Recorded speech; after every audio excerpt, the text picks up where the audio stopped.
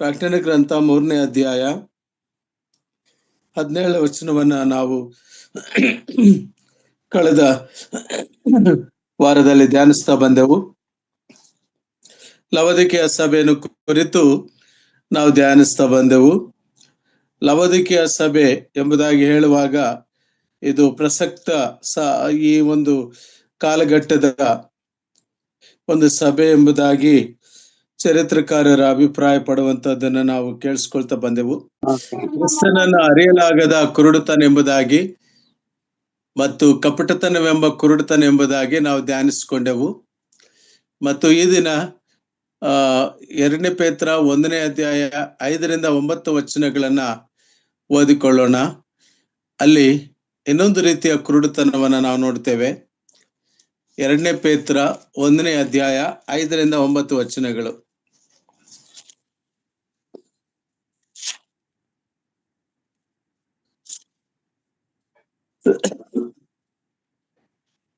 ಈ ಕಾರಣದಿಂದಲೇ ನೀವು ಪೂರ್ಣಾಸಕ್ತಿಯುಳ್ಳವರಾಗಿ ನಿಮಗಿರುವ ನಂಬಿಕೆಗೆ ಸದ್ಗುಣವನ್ನು, ಸದ್ಗುಣಕ್ಕೆ ಜ್ಞಾನವನ್ನು, ಜ್ಞಾನಕ್ಕೆ ದಮೆಯನ್ನು, ದಮೆಗೆ ತಾಳ್ಮೆಯನ್ನು, ತಾಳ್ಮೆಗೆ ಭಕ್ತಿಯನ್ನು, ಭಕ್ತಿಗೆ ಸಹೋದರ ಸ್ನೇಹವನ್ನು, ಸಹೋದರ ಸ್ನೇಹಕ್ಕೆ ಪ್ರೀತಿಯನ್ನು ಕೂಡಿಸಿರಿ. ಇವು ನಿಮ್ಮಲ್ಲಿದ್ದು ಹೆಚ್ಚುತ್ತಾ ಬಂದರೆ ನಮ್ಮ ಕರ್ತನಾದ ಯೇಸು ಕ್ರಿಸ್ತನ ಸಂಬಂಧವಾದ ಪರಿಜ್ಞಾನವನ್ನು ಹೊಂದುವ ವಿಷಯದಲ್ಲಿ ನಿಮ್ಮನ್ನು ಆಲಸ್ಯಗಾರರು, ನಿಷ್ಫಲರೂ ಆಗದಂತೆ ಮಾಡುತ್ತವೆ. ಇವುಗಳೆಲ್ಲದವನು ಕುರುಡನಾಗಿದ್ದಾನೆ, ಅವನ ದೂರದೃಷ್ಟಿ ಇಲ್ಲದವನಾಗಿದ್ದು ತನ್ನ ಹಿಂದಣ ಪಾಪಗಳ ಪರಿಹಾರವಾಗಿ ತಾನು ಶುದ್ಧನಾದದ್ದನ್ನು ಮರೆತು ಬಿಟ್ಟಿದ್ದಾನೆ. ಆದುದರಿಂದ ಸಹೋದರರೇ, ದೇವರು ನಿಮ್ಮನ್ನು ಕರೆದದ್ದನ್ನು, ಆದುಕೊಂಡದ್ದನ್ನು ದೃಢಪಡಿಸಿಕೊಳ್ಳುವುದಕ್ಕೆ ಮತ್ತಷ್ಟು ಪ್ರಯಾಸ ಪಡಿರಿ. ಹೀಗೆ ನೀವು ಮಾಡಿದರೆ ಎಂದಿಗೂ ಹಿಡುವುದಿಲ್ಲ. ಮತ್ತು ನಮ್ಮ ಕರ್ತನೂ ರಕ್ಷಕನೂ ಆಗಿರುವ ಯೇಸು ಕ್ರಿಸ್ತನ ನಿತ್ಯ ರಾಜ್ಯದಲ್ಲಿ ಪ್ರವೇಶಿಸುವ ಹಾಗೆ ದೇವರು ನಿಮಗೆ ಧಾರಾಳವಾಗಿ ಅನುಗ್ರಹಿಸುವನು. ಯಾವಾಗ ಪೇತ್ರನ ಮಾತನ್ನ ಹೇಳ್ತಿದ್ದಾನಂದ್ರೆ, ಅಪೊಸ್ತಲನಾದ ಪೇತ್ರನ ಜೀವನದ ಅತ್ಯಂತ ಅಂತಿಮ ಹಂತದಲ್ಲಿ, ಬದುಕಿನ ಚರಮದಶದಲ್ಲಿ ಪೇತ್ರನ ಮಾತನ್ನ ಹೇಳುತ್ತಾ ಆತನ ಹೇಳ್ತಾನೆ. ಇಲ್ಲಿ 14ನೇ ವಚನದಲ್ಲಿ, ಈ ಗುಡಾರವನ್ನು ಕಿತ್ತು ಹಾಕುವ ಕಾಲ ಬೇಗನೆ ಬರುತ್ತದೆಂದು ಬಲ್ಲೆನು. ಅಂದರೆ ಆ ಬಹುಶಃ ಅತ್ಯಂತ ಅವಸಾನದ ಸ್ಥಿತಿಯಲ್ಲಿರುವಾಗ ಒಂದು ಅದ್ಭುತವಾದಂತ ಸತ್ಯಗಳನ್ನ ಪೇತ್ರನು ತನ್ನ ಶಿಷ್ಯರಿಗೆ ಮತ್ತು ಸಭೆಗೆ, ಕರ್ತನಾದ ಯೇಸು ಕ್ರಿಸ್ತನನ್ನ ನಂಬಿದವರನ್ನ ಆತನ ರಾಜ್ಯದೊಳಗೆ ಸೇರುವುದಕ್ಕೋಸ್ಕರವಾಗಿ ಸಿದ್ಧ ಮಾಡೋದಕ್ಕಾಗಿ ನಂಬಿಕೆಗೆ ಯಾವ ಗುಣಗಳನ್ನ ಜೋಡಿಸ್ಕೊಳ್ಬೇಕೆಂಬುದನ್ನ ನಾವು ಕಲಿತ್ಕೊಳ್ತಾ ಬಂದೆವು. ಕರ್ತನಲ್ಲಿ ಪ್ರಿಯರೇ, ಲವೋದಿಕೀಯ ಸಭೆಯಲ್ಲಿ ಈ ಒಂದು ರೀತಿಯ ಸಂಗತಿಗಳು, ಈ ಒಂದು ರೀತಿಯ ಪರಿಸ್ಥಿತಿಗಳು ಇಲ್ಲದಿರುವುದರಿಂದ ದೇವರು ಇದನ್ನ ಕುರುಡುತನ ಎಂಬುದಾಗಿ ಹೇಳಿರುವಂತದನ್ನ ನಾವು ಕಾಣ್ತೇವೆ. It is A spiritual blindness. ಎಲ್ಲ ಸಂಗತಿಗಳಿಗೆ ಗೊತ್ತಿದ್ರೂ ಕೂಡ ಅವುಗಳನ್ನ ಅನ್ವಯಿಸಿಕೊಳ್ಳುವ ವಿಷಯದಲ್ಲಿ ಆ ನಂಬಿಕಸ್ಥರು, ವಿಶ್ವಾಸಿಗಳು ಕರ್ತನಾದ ಯೇಸು ಕ್ರಿಸ್ತನನ್ನು ಅನುಸರಿಸುವರಾಗಿದ್ದಾಗ್ಯೂ ಕೂಡ ಆ ಹಿಂದಿನ ಪಾಪಗಳು ಪರಿಹಾರವಾಗಿರೋದನ್ನು ಮರೆತು ಬಿಟ್ಟವರಾಗಿ, ಬಹಳ ಒಳ್ಳೆಯ ಪದವನ್ನ ಅಪೊಸ್ತಲನಾದ ಪೇತ್ರ ಅಲ್ಲಿ ಉಪಯೋಗಿಸುವಂಥದ್ದನ್ನು ಕಾಣ್ತೇವೆ. ಪರಿಹಾರವಾಗಿ ತಾನು ಶುದ್ಧನಾದನ್ನು ಮರೆತು ಬಿಟ್ಟಿದ್ದಾನೆ. ದೂರದೃಷ್ಟಿ ಇಲ್ಲದವರಾಗಿ, ಕುರುಡರಾಗಿರುವಂತವರಾಗಿ ಇದ್ದಂತಹ ಸ್ಥಿತಿ. ಈ ಸ್ಥಿತಿಯಿಂದ ನಾವು ಹೊರಗೆ ಬರಬೇಕಾದರೆ ದೇವರ ವಾಕ್ಯದಲ್ಲಿ ಪರಿಹಾರನೂ ಉಂಟು. ಅದೇನೆಂಬುದಾಗಿ ಹೇಳುವಾಗ, ಆದುದರಿಂದ ದೇವರು ನಿಮ್ಮನ್ನು ಕರೆದದ್ದನ್ನು, ಆದುಕೊಂಡದ್ದನ್ನು ದೃಢಪಡಿಸಿಕೊಳ್ಳುವುದಕ್ಕೆ ಪ್ರಯಾಸ ಪಡ್ರಿ.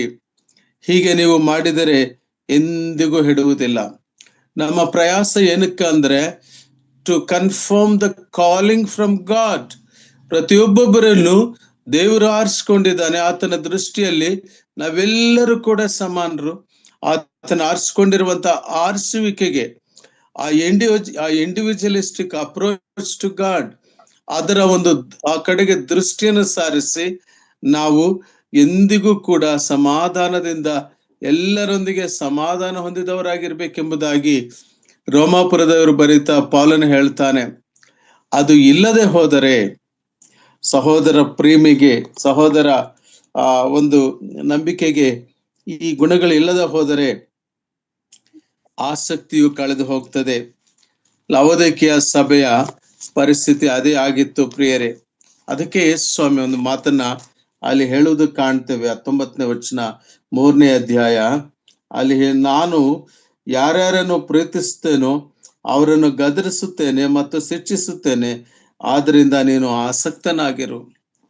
ಆಸಕ್ತಿ ಕಳ್ಕೊಂಡಿರುವ ಲವೋದಿಕೀಯ ಸಭೆಗೆ ಆಸಕ್ತಿಯನ್ನು ಉಂಟು ಮಾಡಬೇಕಾದ್ರೆ, ಆತ್ಮಿಕ ಕುರುಡುತನವನ್ನು ತೊಲಗಿಸಬೇಕಾದ್ರೆ ದೇವರ ವಾಕ್ಯದಲ್ಲಿ ಕೆಲವು ಸಂಗತಿಗಳನ್ನ ಬೋಧಿಸಲು ಪರಿಶುದ್ಧಾತ್ಮ ದೇವರು ಲವೋದಿಕೀಯ ಸಭೆಗೆ ನೀಡಿರುವಂತಹ ಒಂದು ಸಂಗತಿಯನ್ನ ನಾವು ನೆನಪು ಮಾಡ್ಕೊಳ್ತೇವೆ. ಅಷ್ಟು ಮಾತ್ರ ಅಲ್ಲ, 4ನೆಯ ಕುರುಡುತನ ಯಾವುದೆಂಬುದಾಗಿ ಹೇಳುವಾಗ, ನಂಬಿಕೆ ಜೀವಿತದಲ್ಲಿ, ವಿಶ್ವಾಸ ಜೀವಿತದಲ್ಲಿ ನಾವು ಒಮ್ಮೊಮ್ಮೆ ಪ್ರೀತಿ ಇಲ್ಲದ ಕುರುಡುತನಕ್ಕೆ ಜಾರಿ ಹೋಗ್ತೇವೆ. ಕರ್ತನಾದ ಯೇಸು ಕ್ರಿಸ್ತನು ಆತನ ಒಂದು ಶತಮಾನ, ಆತನ ಪ್ರಾರಂಭವೇ, ಕ್ರಿಸ್ತ ಶಕದ ನೂತನ ಪ್ರಾರಂಭವೇ ಪ್ರೀತಿಯ ಶಕ, ಕ್ಷಮೆಯ ಶಕ, ಕ್ಷಮಾ ಜೀವನ, ಕ್ಷಮಿಸುವುದು ಮತ್ತು ಪ್ರೀತಿ, ಈ ಎರಡರ ಮೇಲೆ ವಿಶ್ವಾಸ ಜೀವನ, ಕ್ರೈಸ್ತವ್ಯ ಜೀವನ ನಿಂತಿರುವಂತಹದ್ದು. ಕಾಲ ಕಾಲಕ್ಕೂ ಕರ್ತನಾದಂತ ಯೇಸು ಕ್ರಿಸ್ತನು ಈ ಮಾತುಗಳನ್ನ ಬೋಧಿಸುತ್ತಾ ಅನೇಕ ಶಿಷ್ಯರಿಗೆ ತಿಳಿಸುತ್ತಾ ಬಂದನು. ಹೀಗೆ ಯೋಹಾನನು ಪತ್ಮೋಸ ದ್ವೀಪದಲ್ಲಿ ಕರ್ತನಾದ ಯೇಸು ಕ್ರಿಸ್ತನು ಸಂಧಿಸಿದಾಗ 7 ಸಭೆಗಳ ಸಂದೇಶಕ್ಕೆ ನಾವು ಬರುವಾಗ, ಈ ಕೊನೆಯ ಲವೋದಿಕೀಯ ಸಭೆಗೆ ಬರೆಯುವಂತಹ ಸಂದರ್ಭದಲ್ಲಿ ಕುರುಡುತನವನ್ನು ಕುರಿತು ಹೇಳಿದಾಗ, ನಾವು ಸತ್ಯವೇದದ ಬೆಳಕಿನಲ್ಲಿ 5 ರೀತಿಯ ಕುರುಡುತನಗಳನ್ನ ನಾವು, ಆ 7 ರೀತಿಯ ಕುರುಡುತನಗಳನ್ನ ನಾವು ಗಮನಿಸಿದೆವು. ಇದರಲ್ಲಿ ಪ್ರೀತಿ ಇಲ್ಲದ ಕುರುಡುತನ, 1ನೇ ಯೋಹಾನ 2ನೇ ಅಧ್ಯಾಯ 11ನೇ ವಚನ. 1ನೇ ಯೋಹಾನ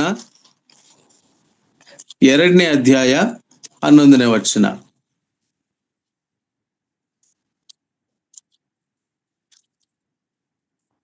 ತನ್ನ ಸಹೋದರನನ್ನು ದ್ವೇಷಿಸುವವನು ಕತ್ತಲೆಯಲ್ಲಿದ್ದಾನೆ, ಕತ್ತಲೆಯಲ್ಲಿ ನಡೆದುಕೊಳ್ಳುತ್ತಾನೆ. ಕತ್ತಲೆಯು ಅವನ ಕಣ್ಣುಗಳನ್ನು ಕಾಣದ ಹಾಗೆ ಮಾಡಿದ್ದರಿಂದ ತಾನು ಎಲ್ಲಿಗೆ ಹೋಗುತ್ತಾನೋ ಅವನಿಗೆ ತಿಳಿಯದು.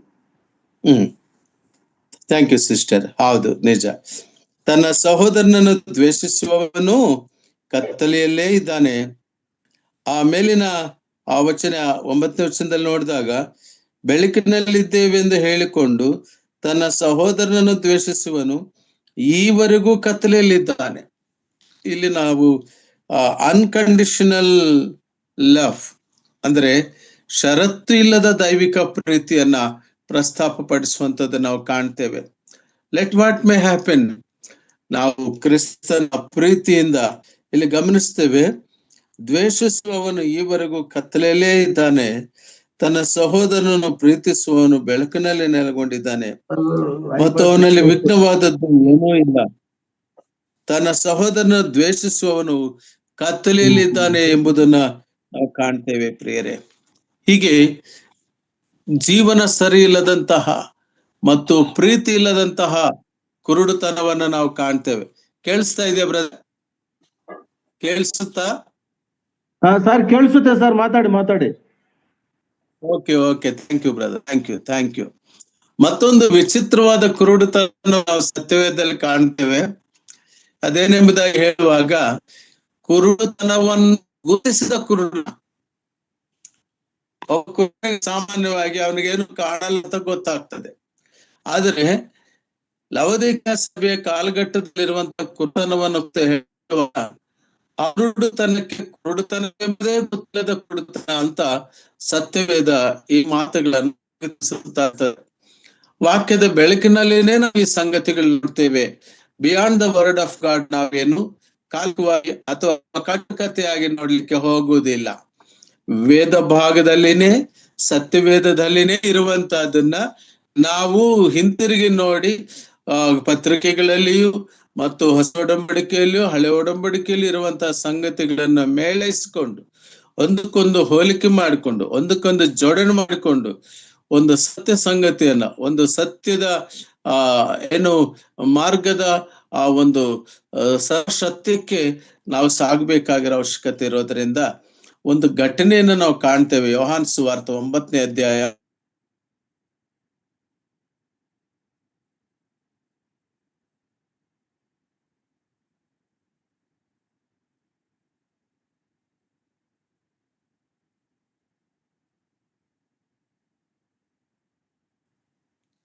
ಯೋಹಾನ್ ಸುವಾರ್ತೆ 9ನೇ ಅಧ್ಯಾಯ 40ರಿಂದ 41ನೇ ವಚನ ತನಕ. ಕೇಳಿಸುತ್ತಾ ಬ್ರದರ್? ಕೇಳಿಸ್ತಾ ಇದೆ. ಕೇಳಿಸುತ್ತಾ?